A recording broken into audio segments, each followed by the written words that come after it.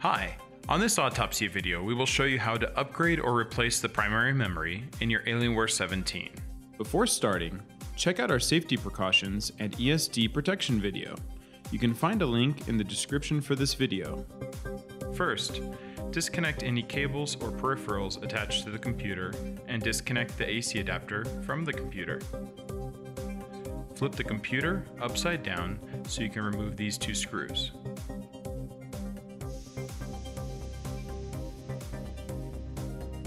Slide the bottom door towards the front of the system and then lift it up. Locate the battery. Remove these two screws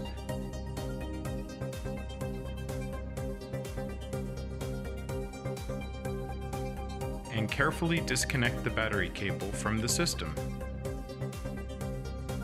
Then you can remove the battery. Locate the memory.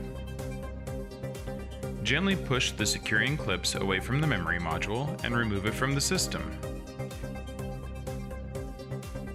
If you have more than one memory module, repeat the process for the second one. Install the replacement or upgrade memory modules. Gently press the securing clips down.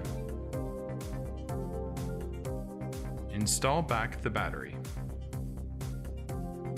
Then the bottom door. Finally the screws, and you are done.